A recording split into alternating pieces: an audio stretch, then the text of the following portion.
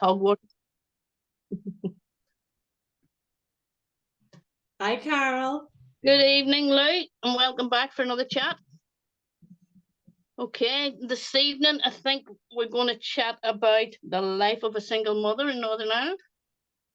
And that follows on from the video I'm sure we've all seen on Facebook today. Where a 21-year-old with a 1.5-year-old child, I'm sure, was left very traumatized by having people coming to her door. And it just took me back many years to when I actually experienced some similar things in Northern Ireland.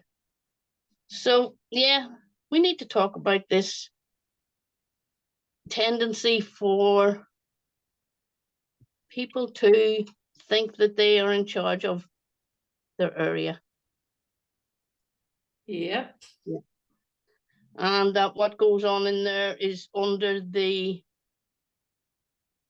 jurisdiction nearly of the local thugs rather than the police or anybody else. And how scary that is, for particularly for single parents. Yeah. Because a single parent doesn't have a whole lot of choice in where they actually live or where they can get a house. And way back in, it must have been 1994, I was a single parent, and between 1994 and 2005, we had to move 8 times because of different types of harassment. So I'm actually was somewhat disappointed today that even after 25 years of the Good Friday Agreement, and now that single parents are such a common occurrence in this society, that these things are happening all these years later. So what is underlying that, do you think, Lee? Oh, Jesus, where do you start? Where do you start? Yeah, I tried a wee bit today. I tried a wee bit today on the things that had come into my head, but where do you start and where do you go with it? Well, the one thing I think, right, is how I think it's quite important to bring it back to how ridiculous it is. Yeah. I mean, what the actual fuck was that clown doing? Do you know what I mean? Yeah. What was he doing? What was he at? What was he at? Yeah, like what the hell? Like, how ridiculous was that? And you know what I kept coming into my head? What exactly did he intend to do if he got that door opened? What? A muppet. And we have to deal with these muppets all the time. Yeah, absolutely. I mean, as a single parent, I lived in Craigavon and I lived in Portadown, and now I'm living in Lurgan. And I haven't had peace anywhere until, which is a bit ironic, but I got peace when I came to Lurgan. But there's obviously an underlying unrest and something, I don't actually know exactly what it is, but there's something underlying that isn't quite peaceful. Like, I remember one of my favorite women. Oh, she's like this here, little to be at. I'm like, he's clearly little to be fucking at. Do you know what? If he decides that's his nemesis after he has a few fucking drinks? Yeah. A 21-year-old single mother. And that's who it's just so pathetic. Like, go to therapy, sort yourself out. Go and talk it out. Like, what is threatened him about that, you know? The what? I mean, if the young girl's anything, I mean, what threatened him about a 21-year-old girl? I know. Living on her own with a child. I know. Why does he care? Yeah, why does he care? Because she's an easy target to take out as misdirected anger, as toxic sectarian misogyny. She was an easy target. And it's not just about sectarianism. In my experience, it's also about the alcohol. If you take a broken person and you give them enough alcohol, they're capable of anything. And I've witnessed it over the years from I was quite young. I mean, when I lived in Portadown, on the night before New Year's Eve, me and my daughter were making apple tarts for having a few friends over the next night. And my front door knocked. And it was my next door neighbour, and she said, there's a crowd of men, now a crowd of men in balaclavas heading for your house. Right? Now, there was me and an 11-year-old boy and a 12-year-old girl in the house. If they were even that age, they might have been a bit younger. That's the only people who were in that house. And they came down, and I had a little cream Ford Fiesta that got us about.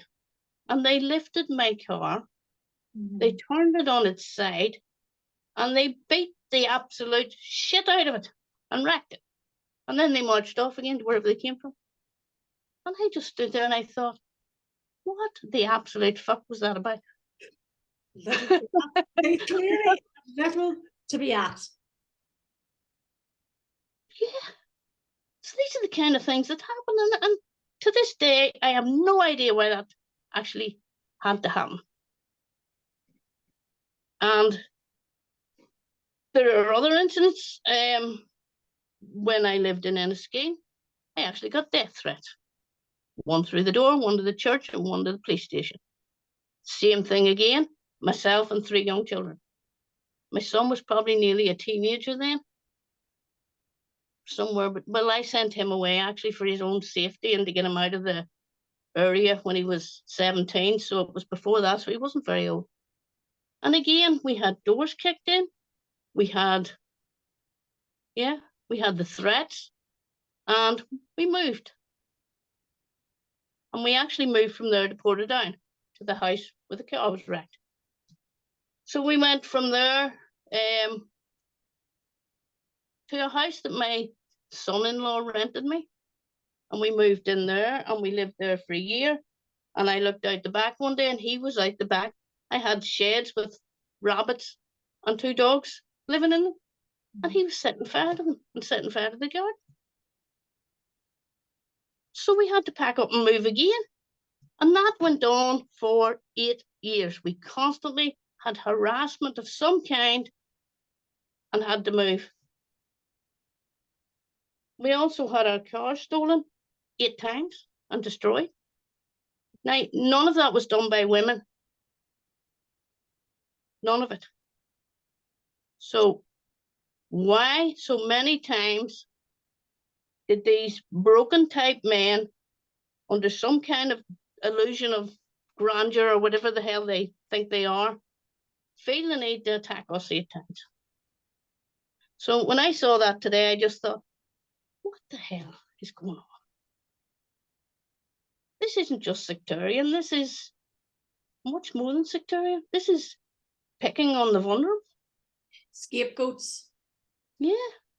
Yeah. Scapegoats, like in a society, in a toxic society, in a toxic culture, in a toxic family system, in a toxic institution, it means that people don't have to deal with their own stuff.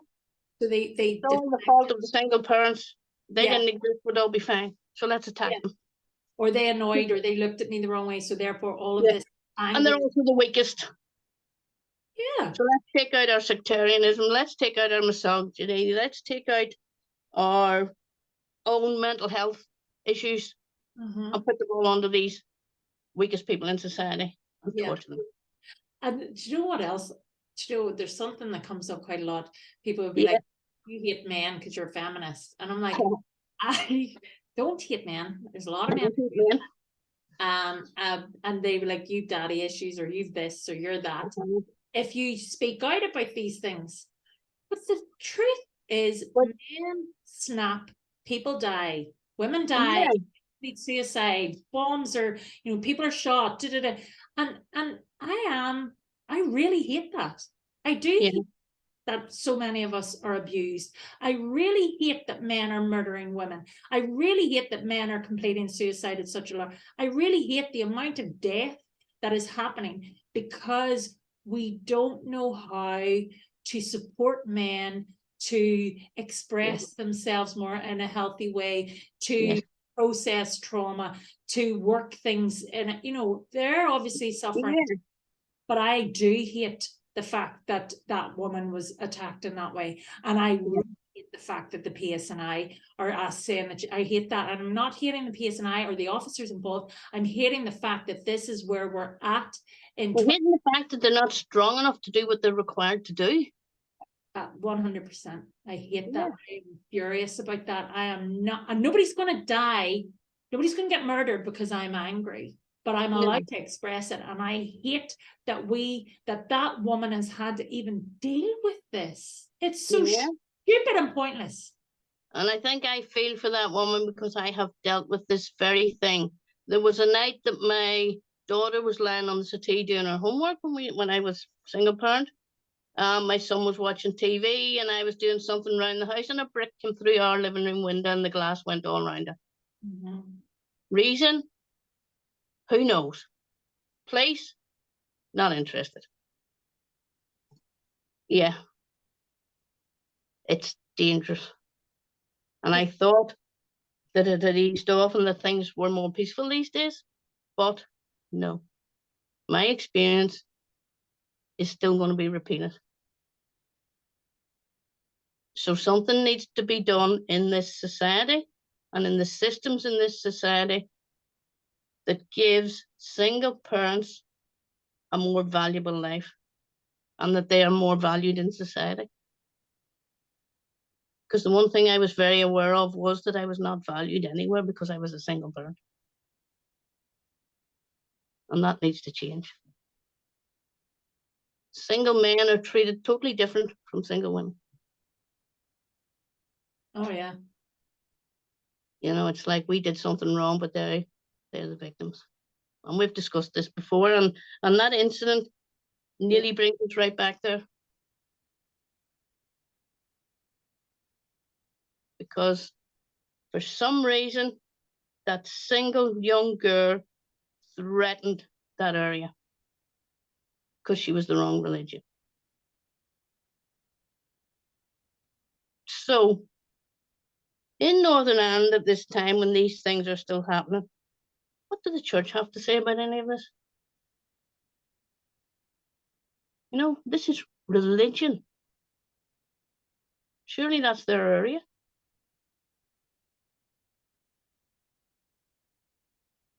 Can they not do anything at all to change?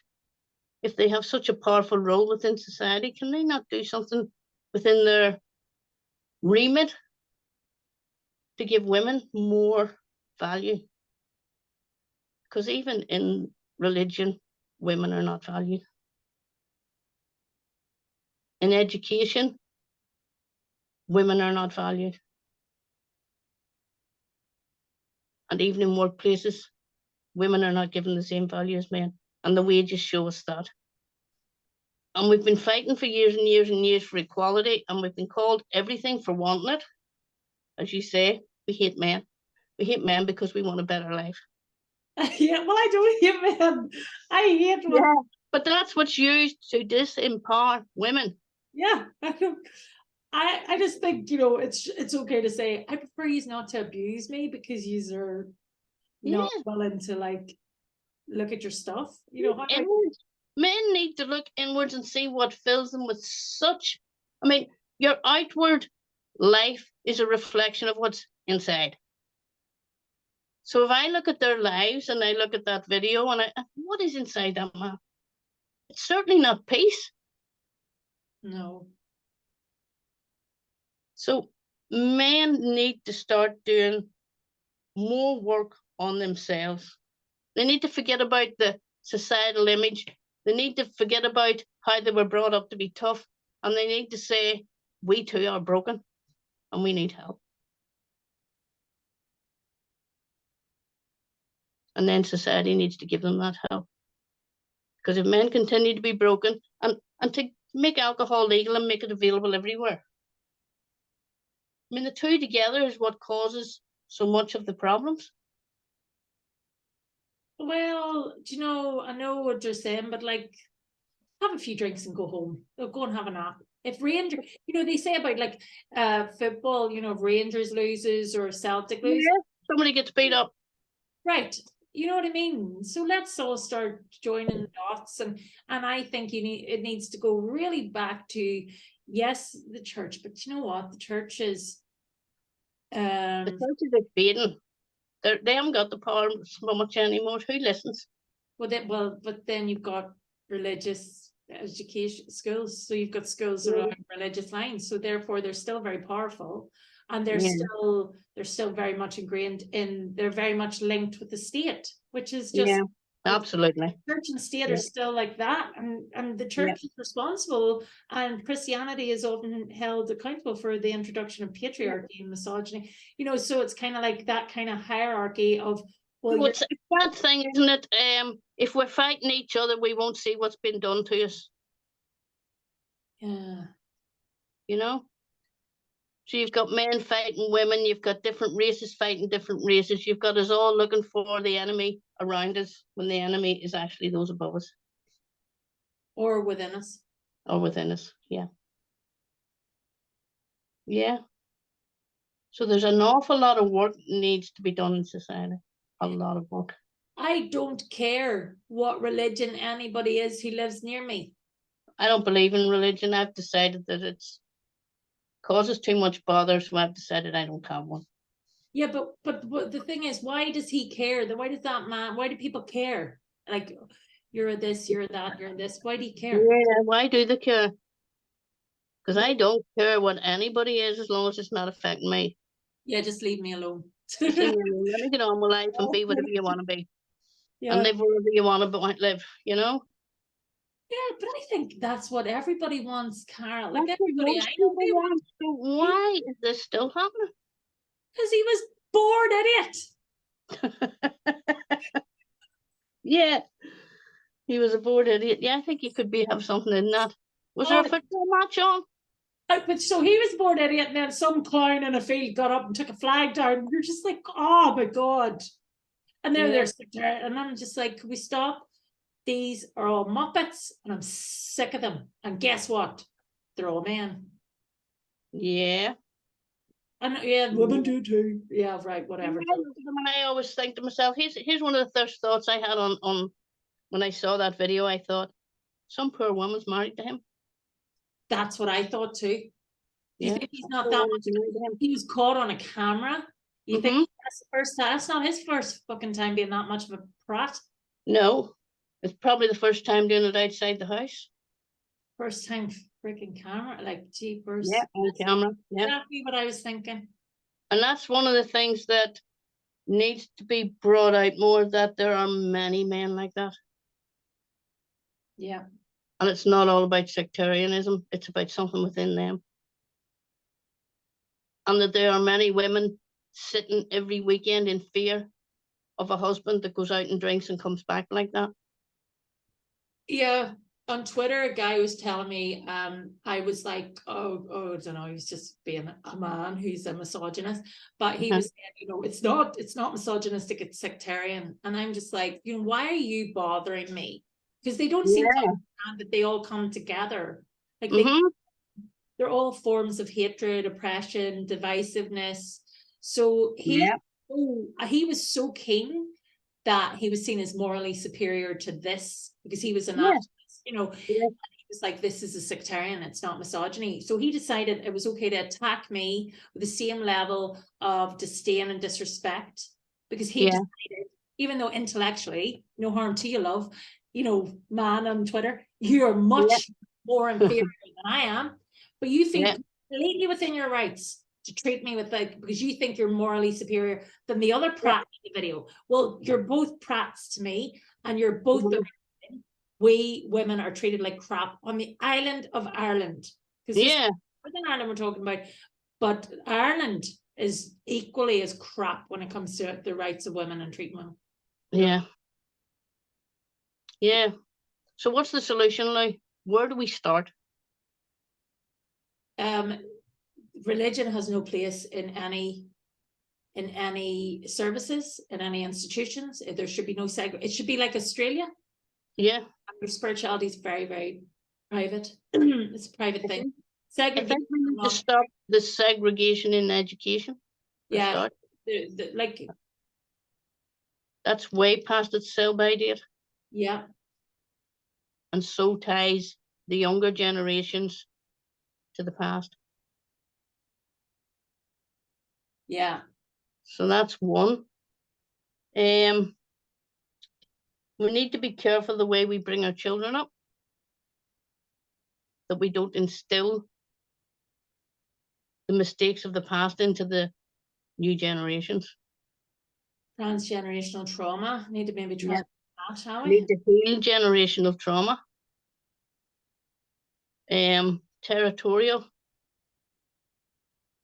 The whole idea of land and areas belonging to people. I mean, the world doesn't belong to anyone. The earth doesn't belong to anyone. So ownership and claims on this area and that area. I mean, my grandmother lived in Belfast, right below one of those big peace walls.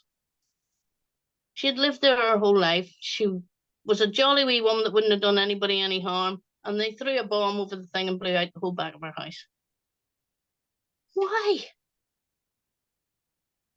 You know, I've been left with this question in my head all the time, and it is, why? What is achieved by all this aggression, hate, and bullying? And it's the pennies just dropped. Good. Because mine have. They get what they want. They get results. Yeah. You see it on all levels. They get results. The state or the services often, sure, all they have to do is lie.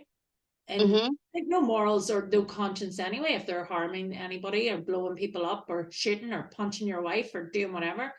So the services are like, they just lie and then they get off. Everybody knows. Like, I remember somebody saying to me, everybody knows in all communities that are really, really dangerous, violent, and they're all walking around free. And they all know, the communities, the people. No wonder there's so much vigilante justice and there's so much vigilantes and paramilitaries run the place, because everybody knows they get away with it.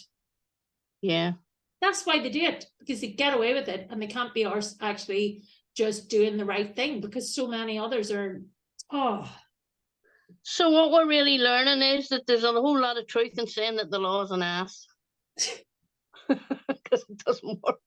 And there's a whole lot of truth to saying that, like, often good people, good, loving, really peaceful, are not rewarded in countries like this. No, you're not. Like, look at what you've gone through in your mom. Look at what 21-year-old, like, what did she do wrong? She was born and given.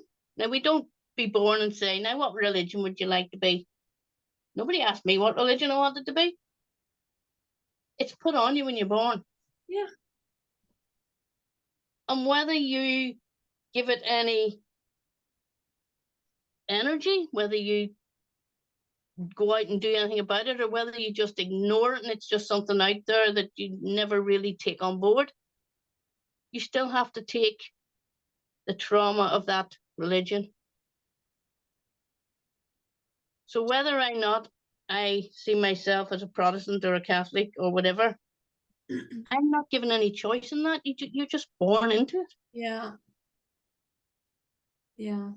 So then to have a country where, with this label that you've had put on you when you were born, you get a house and it happens to be in the wrong area, for that reason alone, you can be attacked.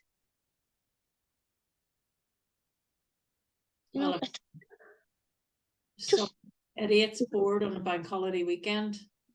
Do you know what I mean? Yeah. Or a football team loses. But then that's not just about religion, and that's where it comes back to. It's not just about religion, it's gender-based violence. back to the fact that men need to accept that they need healing. Well, but then that's a big ask, and there's not much we can do about it. So no. What message do we want to leave anybody who's I want to leave you the message with, you know what, be a decent, loving, brilliant, compassionate person anyway. Because the greatest healing is love. Love your neighbours, love everyone, and judge no one. Yeah, and the witches, up of the witches and the witch, Yeah. witchy women and the you know the eccentrics and the healers and all those doing holistic therapy in the communities and all of those loving, brilliant, wonderful people, men and women. Keep the faith. Don't let it get to you, and keep doing it.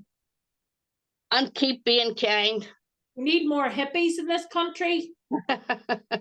Yes. We need a lot more hippies. And we need a lot more. We need a lot more empowered women. And we need a lot more. We need to celebrate the gentle, compassionate, loving men. Yes. They need to be seen to take that focus away from these broken men who are causing damage. And there are a lot of beautiful, compassionate, wonderful. Yeah. And we're back to the balance again. The balance of the masculine and feminine within the male and the female. Mm-hmm. Those are the men that need to lead the way and step up and show the world that men can be loving too. Yes, they do. Yeah. Well, how have you found chatting about that, Carol? Have I found chatting about that? I just wish I could get them all in one big room and say, look, there's no need for this. There's another way. We do not need to fight. Yeah. There's fear and there's love. And too many people live in fear. And we need to get more people to an empowered place where they feel safe to live in love. Maybe they don't know what love is. Now there's a thought. And maybe it makes people feel uncomfortable. I think if it's very alien to you, love, which is deep affection, and people I'm very romantic and loving and all that there, but can also be quite, but I'm very love it, I love all that stuff. But a lot of people don't. It's like tender and gentle and real tender. They see compassion. Compassion is the highest form of love. Respect too. Yeah, and these are forms of love that are within everyone. And it's not about love between you and another person. It's about loving everyone as if it was yourself. So maybe we are all one, because we're all the same energy. We're all came from the same place. And until we can share that love, this world is going to continue in chaos. So we need all of the skills and all to teach love and to practice love and to embody. People need to embody love. Yes. Yeah, done it, sorted it all. There's 2 posters in front of me on my desk here, and I'm going to pull the 2 of them off. This is how I live, and this is the main focus of my life. You must love in such a way that the person you love feels free. Oh, I love That's the first one. Yeah. And the second one is love conquers all. Doesn't it just? And that's where we need to get to. Mm-hmm. So I think we'll end it there. Yeah, I think so. I hope that with the continued growth of the energy of love, eventually Northern Ireland will become a peaceful place. Yes. For everyone. And can I send my love to the young woman? Yes, I will add mine to that as well. And to her young child. Yes. Who, even if he didn't hear it, and even if he didn't see it, he will pick up that energy of fear in his mother. And it will affect him. And they will heal. And they will move forward. And you know why they will heal? Because this community has shown such love towards them since it happened. And that love will conquer all. Love it. Thanks, Carol. Okay, thank you.